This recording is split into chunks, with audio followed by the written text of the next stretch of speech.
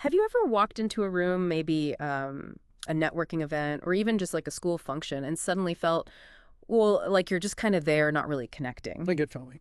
Our source material kicks off with this story about Karen. She's a VIP in her industry, right? But at school events, she felt like just another mom. Like a nobody. Yeah, totally invisible in a crowd that just wasn't her crowd. And that feeling, well, it's pretty universal, isn't it? Feeling lost in plain sight. It absolutely is. That sense of being a nobody, even when you know you have value, you have things to offer, it hits home for a lot of people. So our mission in this deep dive is really to tackle that fundamental need to connect, to be seen. Okay. We're going to explore this arsenal of communication techniques. Some are powerful, some are really subtle, but they're all designed to help you, our listener, kind of transform into a somebody in pretty much any situation. Build rapport fast, navigate interactions with more skill, more confidence. And our guide for this is Leil Lowndes' book, How to Talk to Anyone. It's incredibly practical. Think of this deep dive as like the shortcut. We're pulling out the most surprising, the most impactful nuggets from the book. Insights that can genuinely change how you connect with people, whether it's for business, friendship, maybe even romance. Right. The goal here is empowerment. We want you to feel confident, capable, not, buried under a mountain of tips. Right. And we're covering a lot of ground. Yeah. From nailing that crucial first impression all the way to handling tricky social situations, building really deep connections. So you can expect practical tips, things you can use right away. Some fascinating psychology behind why this stuff works, and some really memorable stories from Lowndes herself. It's all about making every single interaction count more, make it more effective. Okay, let's dive in. Let's unpack the foundation. That unforgettable first impression. Lowndes says these first moments are like critical launch sequences for relationships. You got to get them right. And the very first technique she introduces is kind of counterintuitive, but really effective. She calls it the flooding smile. Yeah, this one's interesting because it goes against what we usually do, Yeah. right? Which is just flash a quick automatic smile. Right. The idea here is to pause. Just for a split second. You actually look at the person, you kind of take them in, soak in their presence, and then, only then, you let this warm, genuine smile slowly, flood across your face. And importantly, into your eyes. Like a sunrise, not a light switch. Exactly. Not a sudden flash. It sounds, well, almost a bit deliberate. Why does that little pause make such a difference? Don't people just expect a quick smile? That's a great point, and that's where the psychology kicks in. That tiny delay, that moment where you're clearly focusing on them before smiling. Yeah. It convinces the other person that your smile isn't just politeness. It's not automatic. Okay. It feels genuine, and crucially, it feels like it's exclusively for them. It signals sincerity presence. Lowndes says it gives your personality this richer, deeper, more sincere cachet because they feel truly seen, uniquely appreciated. Like their presence actually caused your smile. Precisely. And the book is this great example of Missy. She's the author's college friend, known for being bubbly, always giggling. The incurable giggler. Right, but then she unexpectedly became CEO of her family's corrugated box business, a tough industry. Yeah.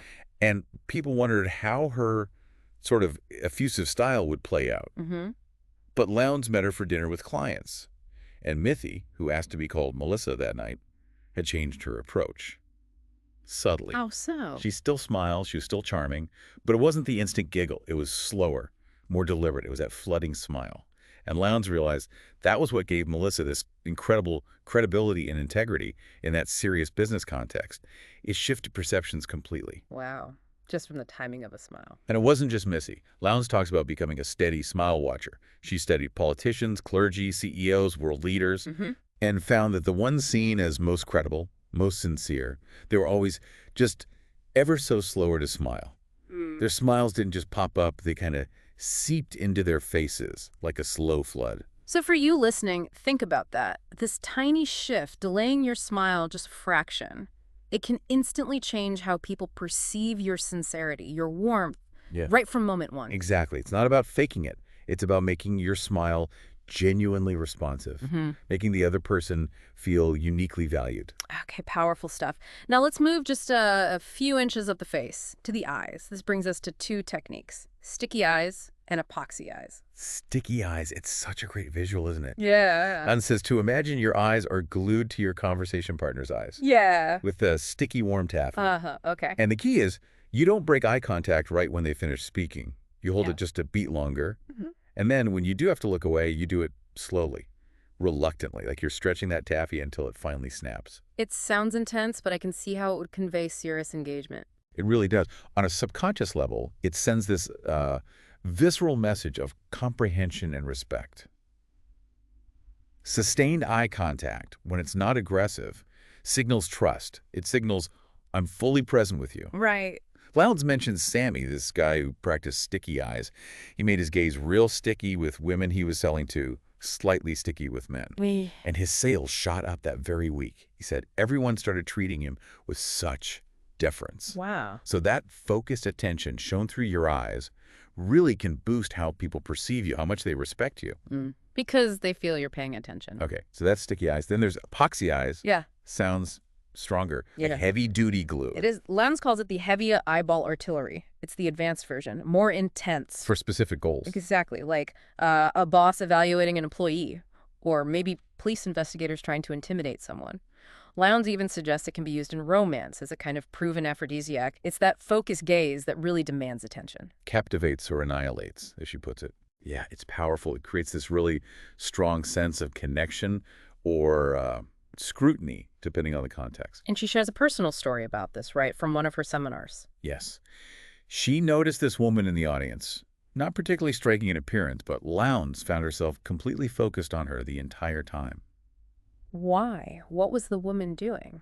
She simply did not for one moment take her eyes off my face. Even when Lowndes paused, the woman's eyes stayed hungrily on her, waiting for the next insight. And that intense focus, that visible fascination from just one person, it actually inspired Lowndes. It helped her remember stories, make points she hadn't planned. She felt this immediate, strong connection, wanted to find this new friend right after the talk. That really shows the two-way street of intense eye contact. It doesn't just affect the receiver, it affects the giver too. Absolutely. So for you, the listener, the takeaway is layered. Sustained eye contact, hugely powerful for building trust, showing engagement, makes you seem more present, more credible. But remember, epoxy eyes is potent. Use it wisely, with intention, know its effect. It's about genuine presence, building trust. Or sometimes, yes, evaluation. Handle with care. Got it. Okay, moving down from the face, let's talk posture. Physical presence. Lowndes has this brilliant visualization technique. Hang by your teeth. It's so memorable. Yeah. Imagine this leather bit hanging from a cable, right above a doorway, any doorway. Your office, a party entrance. Even your kitchen. As you pass under, you mentally chomp down on that bit. Right. And that action, it subtly pulls your cheeks back, kind of hints at a smile. But crucially, it lifts you, stretches your whole body into perfect alignment. Head high, shoulders back, torso elongated like it's floating out of your hips, feet feel light. Like a performer taking a bow. Exactly, like you're high above the crowd, owning the space. So why does this visualization work so well? What's the message it sends? It sends a powerful silent message before you even say hello. That posture makes you look like a winner, someone who's used to feeling pride, success, joy, high status. It frames you as a somebody right away. She mentions the Lowndes, the Highwire family. Yeah, they're perfectly aligned entrances, taking their bows. They just radiated pride and success. She also mentions Richard, who used visualization for a marathon. It's that mind-body connection. It really highlights how much your physical presence communicates. Your posture speaks volumes about your inner state, your confidence, before you even open your mouth. Sets the stage, dictates how people react to you, Yeah. subconsciously. It's about embodying that confidence from the second you appear. And building on posture, we have the big baby pivot and hello, old friend. These are about projecting warmth and openness. Yeah, it's true. Our bodies betray our feelings, right? Like a shy kid slumping versus a welcoming kid with open arms. Totally. So the big baby pivot applies this to adults. When you meet someone new, you consciously turn your entire body to face them, squarely. Head, shoulders, knees, toes. The whole package. Yeah. Point everything towards them. Yeah. As if, in that moment, they are the absolute center of your universe. Yeah. It signals subconsciously this complete emotional embrace. Okay, I like that. Complete emotional embrace. Sends that immediate signal. Warmth, acceptance, deep interest. Makes them feel totally attended to, valued, important. Lowndes uses this lovely image, opening your body like a giant daffodil spreading its petals to the sun. Full, vibrant, welcoming, physically present. Then there's hello, old friend. which just sounds genius. So simple. It really is. When you're about to meet someone new, you intentionally, consciously imagine they're an old, dear friend you haven't seen in ages. Okay. And you let that feeling, that genuine delight of rediscovery, just fill your face, lift your body language. You're basically tricking yourself into reacting perfectly. Exactly. It tricks your body into reacting perfectly. You radiate this unself-conscious, authentic friendliness. And the new person, they instantly feel very special indeed. And she saw this work in her seminars. Dramatically. Participants introduce themselves normally, then again using hello, old friend. The difference, she says, was extraordinary. The whole room just lit up. People stood closer, laughed more genuinely, reached out instinctively. It felt like a party that had been going for hours, even though it just started. Wow. So for you listening, these are reminders about that universal language, body cues, consciously adopting these open, welcoming postures.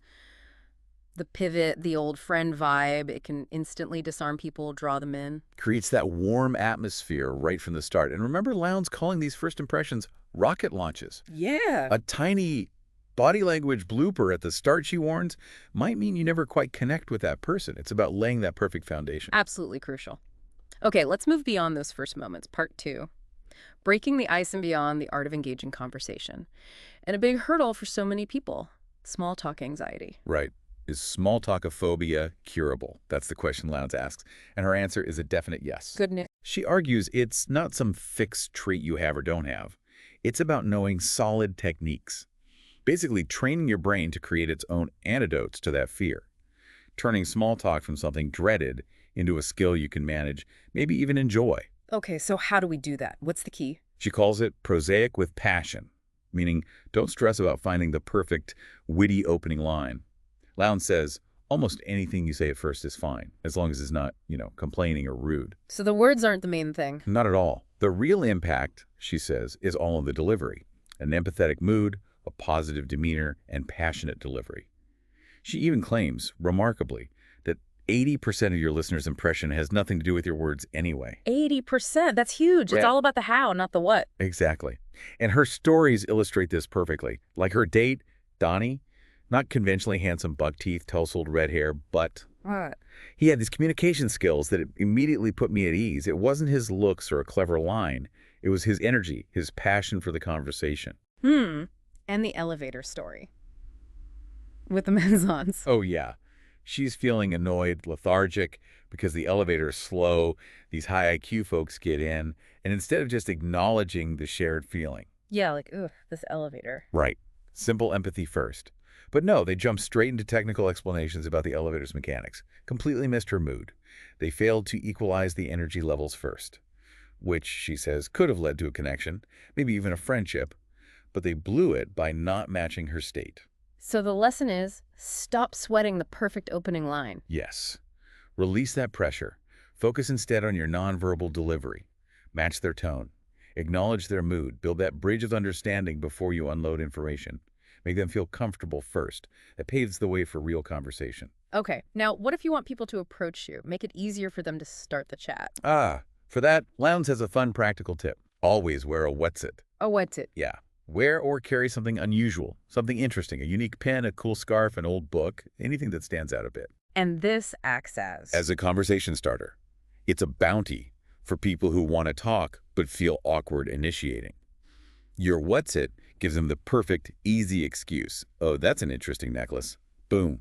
Conversation started. Clever. It's like a visual icebreaker you don't even have to deploy consciously. It just sits there inviting interaction. Exactly. A subtle magnet.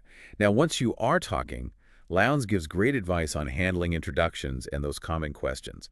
Techniques like Never the Naked City, how to ask what do you do, the right way, the benefit statement, and introducing people effectively. Okay, let's break those down. Never the naked city. That's about the where are you from question. Right. Most people just say the city name, Columbus, Ohio. Lowndes says N-O. That's naked. So clothe the city. Haha, essentially. Offer an interesting tidbit, an anecdote about your city or region. Make it digestible conversation. She shares her own hellish experience getting that naked Columbus, Ohio answer, only to find out later the guy was from Gehenna, which means hell in Hebrew. No way. That would have been a great story. Exactly. He missed a perfect opportunity to connect because he just gave the naked city. Okay, lesson learned. And the dreaded what do you do question. How do we handle that better? Lowndes advises against asking it directly. It can sound kind of nosy, like you're just networking ruthlessly or judging Yeah, them. it can feel that way. So instead, ask, how do you spend most of your time? Ooh, I like that. It's broader, more gracious. Much more. It allows for all sorts of answers: work, family, hobbies, volunteering. It focuses on them as a person, not just a job title. And when we answer about our own work, Use the benefit statement. Don't just give your title like I'm a cosmetic surgeon. Frame it by the benefit you provide. so the surgeon would say, I help people to look as young as they feel through cosmetic surgery. Or the hairdresser, Gloria, helps women find the right hairstyle for her particular face. It makes your job vivid, shows the positive impact, makes it instantly relatable and memorable. nice. And introducing people, what's the key there? Don't just state names. Add an interesting little hook about one of them. Something to spark conversation. Like, this is Gilbert. Gilbert's gift is sculpting. He makes beautiful wax carvings. Ah, gives them something to immediately talk about. Oh, wax carvings, tell me more. Precisely. It transforms potentially awkward moments into easy opportunities for real connection. Turns mundane questions into engaging chat. Shows you're thoughtful, socially savvy. Okay, great stuff for starting and navigating. Now, how do we keep the conversation going? Make the other person feel really heard. Lowndes talks about being an active listener, a sleuth, and a parroter. Right. Be a sleuth on their slips of the tongue. This is about really tuning in, catching those casual comments, those little slips that reveal what someone's actually passionate about or And interested in. like verbal clues. Exactly. You hear a clue, make a mental note, and then circle back to it. She tells this story about Nancy, who didn't want to ask Mrs. Otis about plants seemed too boring, but Lowndes pushed her to follow up on a passing mention of gardening. Turns out, Mrs. Otis loved plants. Her husband was a gardener. The conversation totally transformed because Nancy finally hit her hot button. So listen for the little things. And parrot talk. That sounds simple. Deceptively simple, incredibly effective. When someone says something interesting, you just repeat a key word or short phrase they used. Just repeat it. Yeah, but with an enthusiastic, questioning tone, like Sweeney Todd or bizarre story. Yeah. It's an open invitation for them to elaborate, go deeper. You don't need to think of a new question. Can she use this with Phil? Yeah, he mentioned the musical Sweeney Todd. By just parroting back key phrases with curiosity, she kept him talking happily for half an hour about it. That's amazing. Just by repeating words. It subtly prompts them, shows you're genuinely interested, makes them feel heard, keeps the conversation flowing effortlessly, makes the exchange better for everyone. And speaking of flow, especially in groups, Lowndes also gets into the power of storytelling and encore. Storytelling is fundamental, right? A great connector.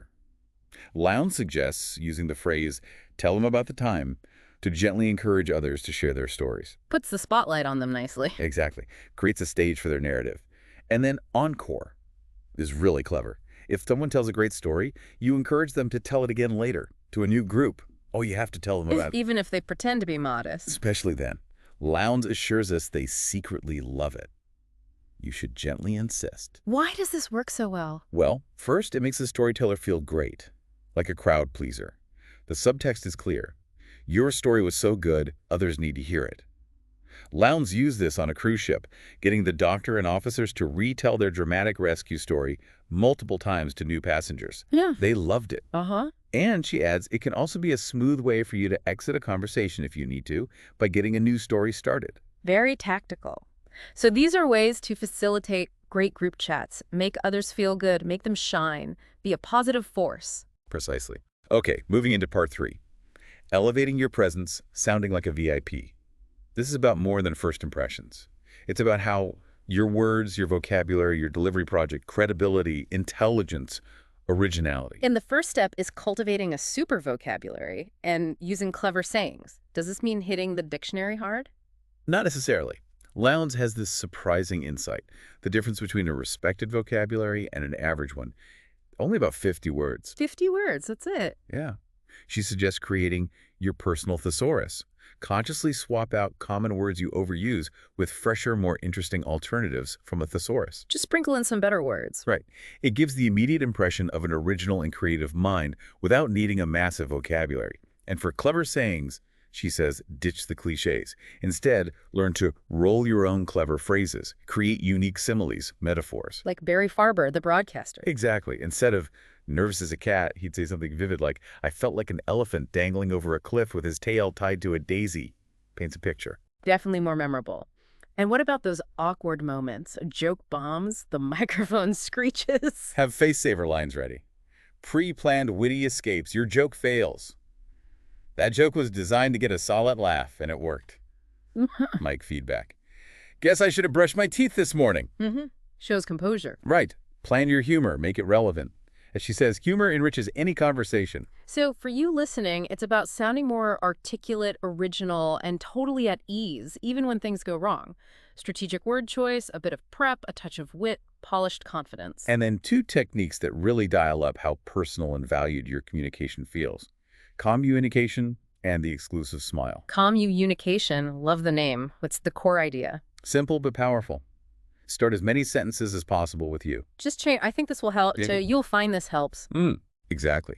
It instantly translates everything into the other person's terms, frames the benefit for them. Lowndes says, big winners. Do the thinking for them. People naturally move towards pleasure, avoid pain, and figuring out relevance can feel like work. Starting with you removes that effort. Makes your message resonate more. Makes sense. And the exclusive smile builds on that flooding smile idea, right? Don't give everyone the same generic grin. Precisely. A smile given to everyone loses its value. So when meeting groups, don't just beam vaguely. Lowndes says, grace each person with a distinct smile. Take that split second for each individual. See them. Let a unique smile emerge for them. And if one person is more important, a key client maybe. Then reserve an especially big, flooding smile just for him or her.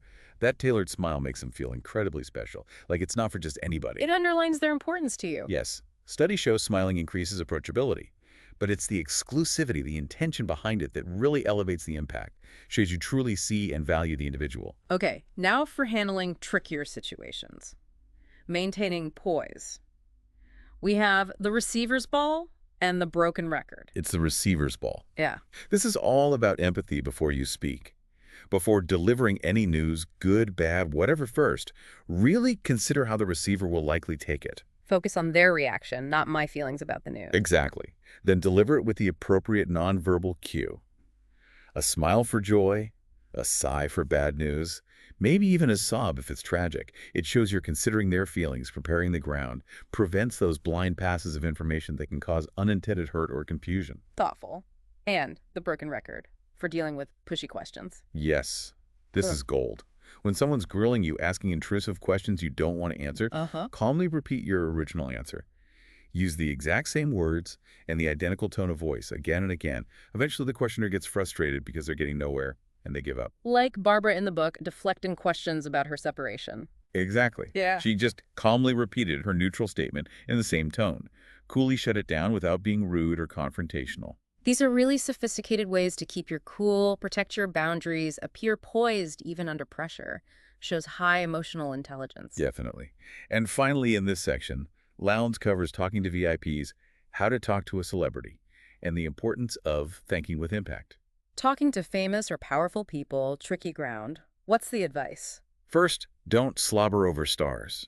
Avoid fawning or giving presumptuous compliments about their work, like saying, you run a great company to the CEO. Seems obvious, but easy to mess up. Right. Give them space, maybe approach as they're leaving, and crucially, when you speak, frame your appreciation from your perspective.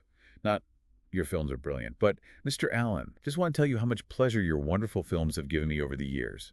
Focus on your experience. Much more credible. Less like you're trying to judge their work, more like sharing your personal reaction. Shows respect for their privacy, too.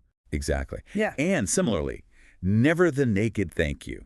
Don't just say thanks. Add the why. Always add the specific reason. Thank you for waiting. Thank you for being so understanding. Or, like the author thanking the pilots, thanks for getting us here. Makes the gratitude feel real, personal, not just automatic politeness. Precisely. It shows you notice their specific effort or kindness, makes your thank you resonate, and makes them feel genuinely seen and appreciated. Okay, let's shift gears into part 4. Becoming an insider, navigating any social landscape. This is about learning the ropes, the lingo, to connect with any group. And the first 2 techniques are huge here. Speaking the gobbledygook and hobbledygook. Love those terms. Gobbledygook and hobbledygook. What's the idea? Learn and use the specialized language of different professions or hobbies. But here's the key, Lowndes stresses. You didn't need to learn a lot. just enough to ask the right questions to get the guys talking. So you don't need to become an expert. Not at all. Just learn enough insider terms to show you understand their world a bit, to bridge that gap. She talks about learning car talk with mechanics. Just knowing terms like carburetor or manifold worked wonders for her social life with them. And this applies everywhere. Workplaces, hobbies. Absolutely. Gobbledygook for work, hobbydygook for fun, hiking, gaming, bird watching, whatever. Even learning a few key terms shows respect, builds instant rapport, signals you're on the same wavelength.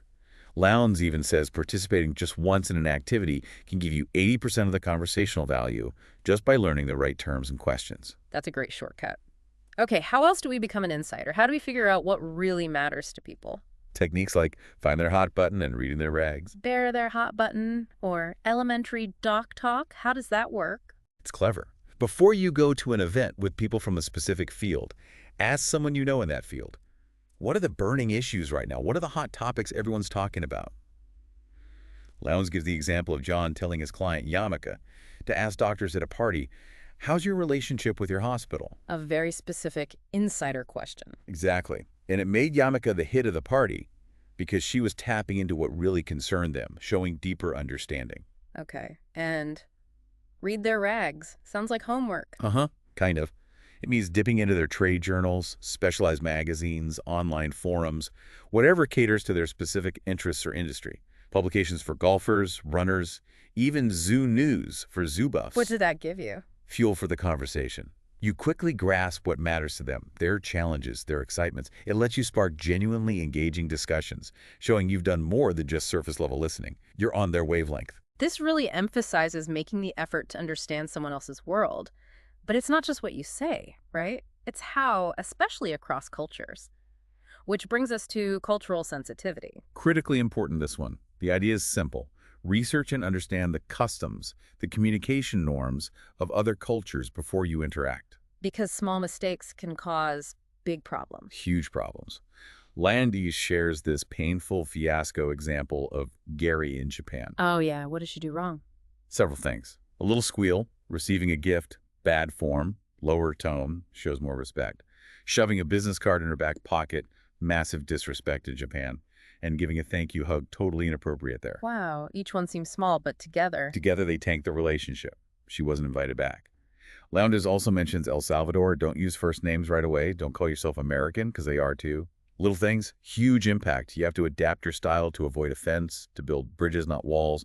Respect the context. Absolutely essential. And finally, a really practical application of insider knowledge. Getting the insider's price. Yeah, this is about using specific industry jargon to show you know the score, which can help you get better deals. Like with Iggy the painter. Exactly. He told Lowndes, if a client uses terms like prepping, cutting in, or points out holidays, unpainted spots, the painter knows they're knowledgeable. They can't easily pull the wool over your eyes. Right. You signal competence.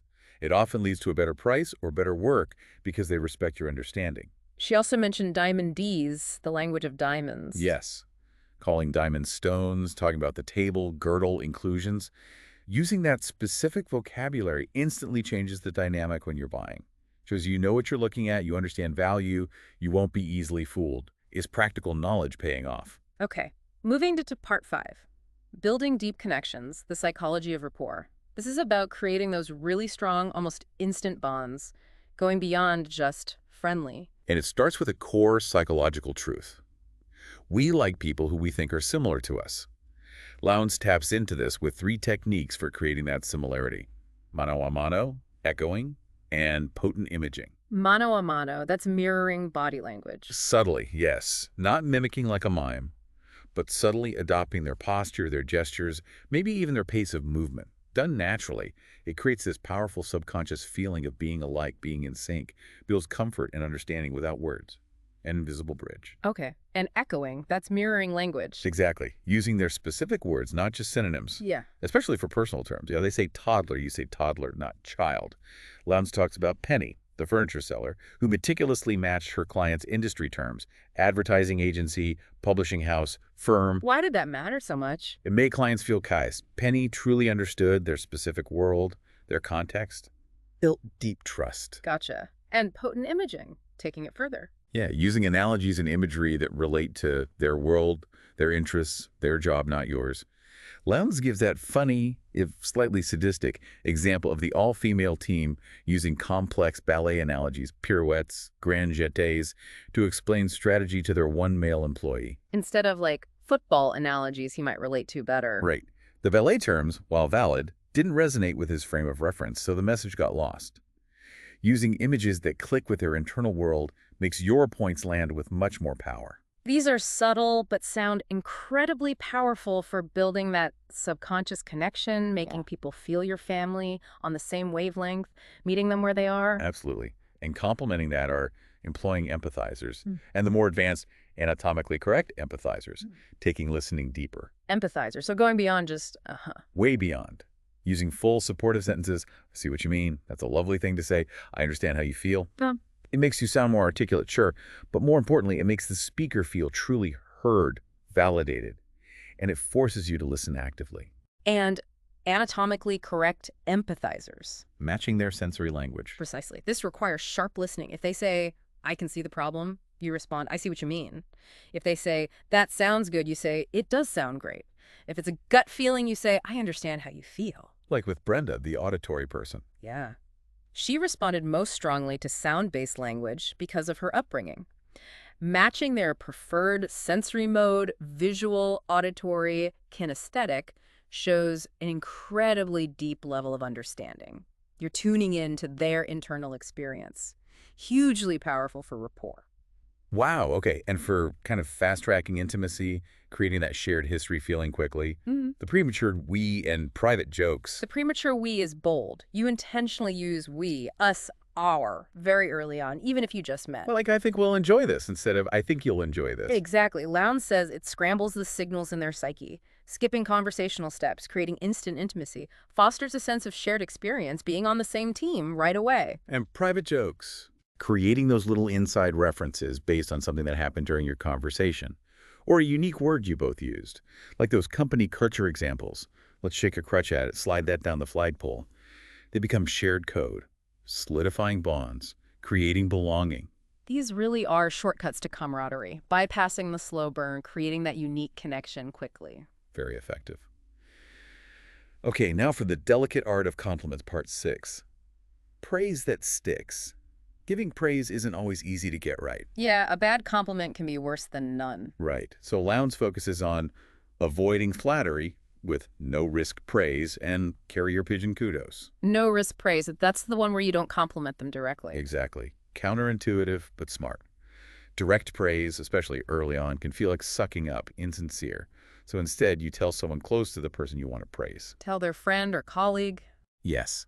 Because praise heard indirectly through the grapevine feels much more genuine, more credible.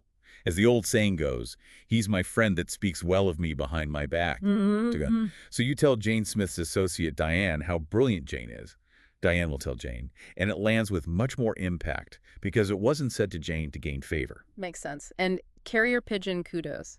That's when you hear someone praise someone else. You make a point to remember it and deliver that praise yourself. You become the carrier pigeon. Hey, Sam, Carl said you handled that client issue brilliantly the other day. Exactly. You're relaying authentic praise. It builds goodwill all around for Sam, for Carl, and for you as the thoughtful messenger, like Stumpy Joe the hero pigeon. Okay. Then there's accidental adulation. Sounds sneaky. It's clever. You imply something great about them by contrasting it with your own minor failing or struggle. Indirect praise. How does that work? Give me an example. To your fit 65-year-old uncle. Wow, anyone as fit as you would have zipped up those stairs, but boy, was I out of breath. Or To a legal eagle colleague. You're so good with contracts, you'd have spotted that clause immediately, but stupidly, I missed it. so you lift them up by comparison, almost self-deprecatingly. Parenthetical praise. Exactly. It pleases them deeply because it feels authentic, not like flattery. It subtly elevates them by highlighting their implied strength against your perceived weakness. Very effective because it's not direct. Okay. And for making a really lasting mark, the killer compliment and little strokes. The killer compliment is for someone new you really want to connect with. You find one attractive, specific, and unique quality they have. Then right at the end of the conversation, look them in the eye, say their name, and deliver that specific personal compliment. Like what exquisite eyes you have, or you have a wonderful air of honesty. Very direct, very specific. Yes, makes a killer impression because it's so personal, so unexpected. It cuts through the noise of generic compliments, makes them remember you. They have little strokes. Those are the ongoing, small, frequent gestures of appreciation. Not big things. Clipping an article they'd like, sending a quick thinking of you note, a relevant link, like Dan sending the author clippings with FYI regards Dan. These consistent, thoughtful touches nurture relationships over time. Show you care without being demanding. Nice. And finally, for the deepest connections, the tombstone game. Sounds intense. It is, but incredibly powerful. For loved ones, close partners, you gently ask them, what's the one quality you're most proud of? The one you'd want on your tombstone. Gets them thinking about their core values, their legacy. Exactly. And then, this is crucial, you affirm that you see that quality in them. You recognize and cherish it. Wow. Why is that so powerful? Because it taps into their deepest fantasies of their own greatness, their core desire to be seen and valued for what they value most in themselves. When you validate that, Lowndes says it's like you have a supernatural power of perception. They feel profoundly understood, appreciated. It creates an incredibly strong bond, makes them feel truly known. Addicted to your appreciation, she says. Deep stuff. Okay, shifting to part 7, mastering phone dynamics. No visuals here, so voice and technique are everything. Absolutely critical. Lowndes starts with the importance of names and projecting enthusiasm. On the phone, using the listener's name cuts through the anonymity. It commands attention, recreates that familiarity the phone takes away, makes it personal. Simple but effective. And enthusiasm. Fake it till you make it. Not necessarily fake, but consciously project it. For incoming calls, adopt an enthusiastic voice. If you know the caller, sound genuinely happy to hear from them. If it's an unknown caller, show enthusiasm for the reason they're calling. Like Sliv at the association welcoming the potential new member. Oh yes, Mr. Smith, I'll put you right through. We'd be delighted. Makes the caller feel valued immediately. Even if it's a technique like the author found out about our contact. Right. It still works. It compensates for the lack of visual cues by maximizing vocal energy and personalization. Makes every call an opportunity to connect. Okay, now, dealing with gatekeepers. Secretaries, assistants, sneaking past gatekeepers, and saluting the spouse secretary. If you're the gatekeeper screening calls, Lowndes suggests sounding genuinely sympathetic when turning someone away. You just stepped out, leaves them feeling okay. If you're trying to get past the gatekeeper to the VIP, try the ho-hum caper. The ho-hum caper. Yeah. Don't use the VIP's name. Casually ask the assistant, is he in? Or is she in? That pronoun implies familiarity, makes the assistant think you're buddies, might let you bypass the screen. Sneaky. And salute the spouse secretary. Why is that so important? Because they often hold real power. Lowndes says they have deep claws into important business decisions. They influence who gets access, whose proposals get seen, who gets appointments. Remember Mr. Big Cat's wife, Sylvia. She was the real brains behind the operation. Acknowledging these key people, being friendly and respectful is crucial.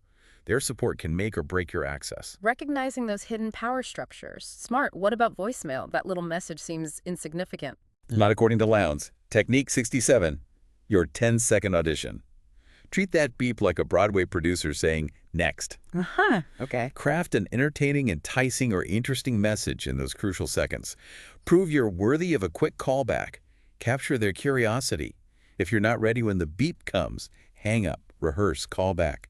Make that audition count. Turns voicemail from a dead end into an opportunity. Respects their time, too. Exactly. And finally, for phone skills, a really powerful listening tool.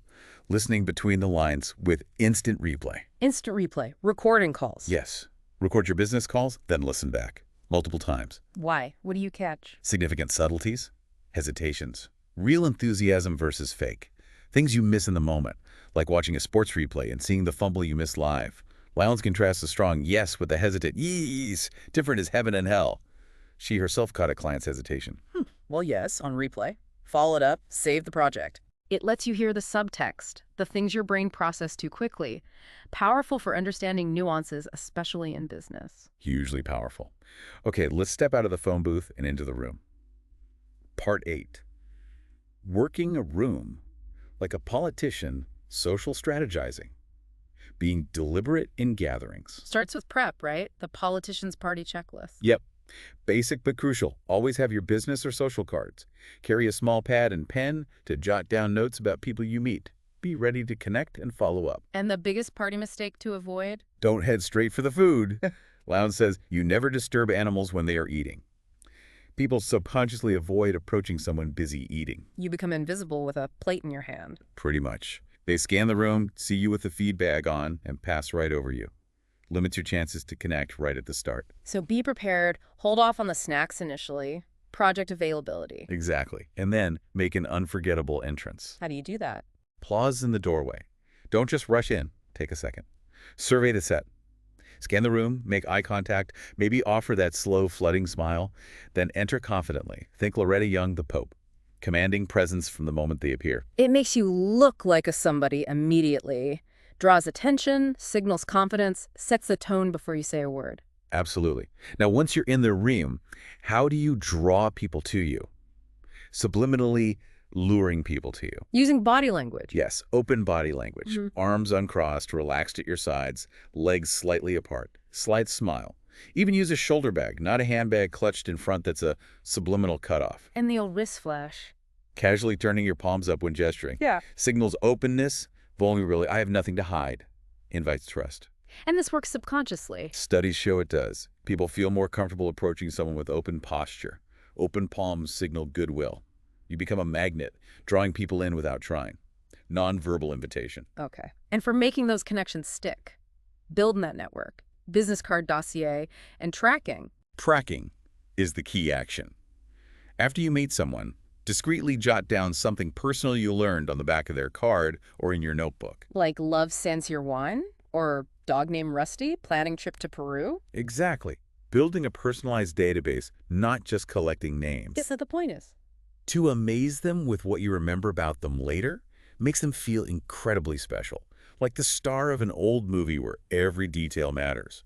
Remember Joe Smith, the politician, sending the author a postcard mentioning her favorite wine, Sancerre? Yeah, that totally won her over. That small remembered detail creates a profound connection, shows genuine attention, meticulous recall, makes you stand out, builds real relationships. Okay, final section. Part 9, navigating treacherous social waters' unspoken rules. Avoiding those hidden pitfalls. First big rule. See no bloopers, hear no bloopers. Ignore other people's minor mistakes. Fumbles, spills, sneezes. Do not point them out. No butterfingers, no Gesundheit. Lowndes is firm. Nobody likes to be reminded of their human frailty. Remember Mrs. Dawson spilling coffee but carrying on? Nobody acknowledged it. Saved face. So big winners just pretend not to notice minor spills. Pretty much. Even if it's a bigger spill, deftly block it, keep talking, maybe a quick, it's nothing. Maintain grace, avoid embarrassment. It's big cat camaraderie. Shows class. Got it. Then there are the sacred safe havens for difficult talks. Specific places where certain topics are taboo. 3 main ones. First, parties are for pratter. No tough business, no sensitive personal stuff at parties. Keep it light. Second, dinners for dining. The dinner table is the most guarded haven. Absolutely no unpleasantness, no hard negotiations during meals. It's for brainstorming, dreams, positive chat. And third, Chance encounters are for chit-chat. Run into a business contact unexpectedly. Keep it sweet and light.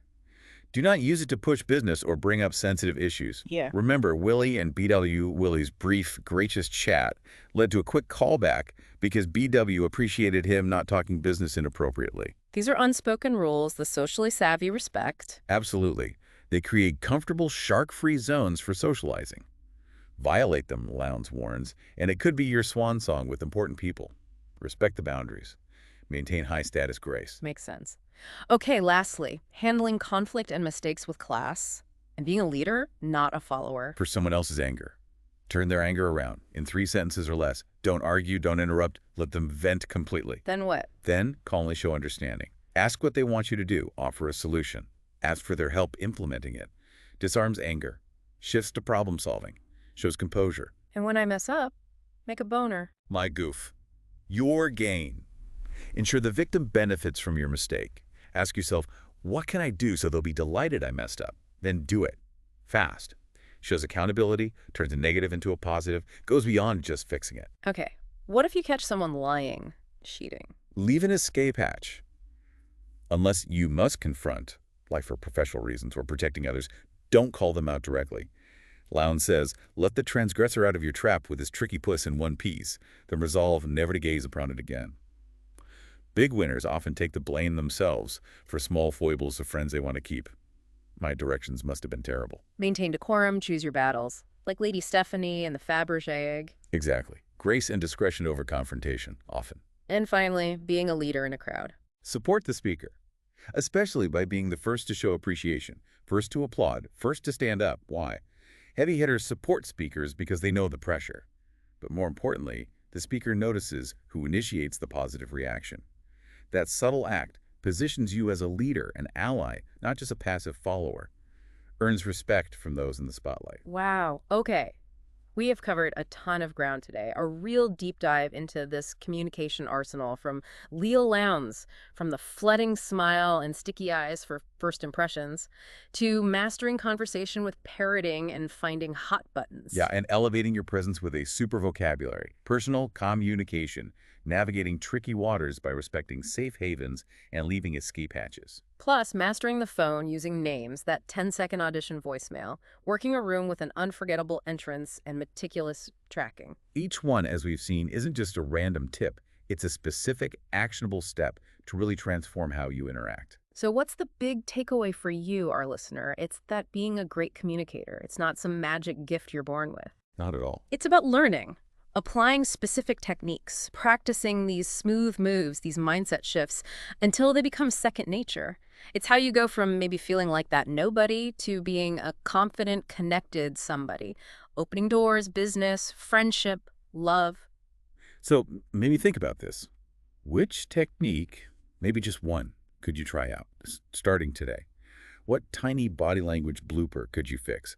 Maybe try hanging by your teeth next time you walk into a room. Or maybe intentionally stretch that tiny string of eye contact just a beat longer with someone new. See how it feels. How might applying just one of these ideas change your very next conversation? Make it more impactful, more memorable, more enjoyable. This deep dive, it's really just the beginning of your journey. We really hope you'll start observing communication differently now. Try a technique or two. Notice the results. Yeah, the power to connect, to be heard, to build those amazing relationships. It's really in your hands now.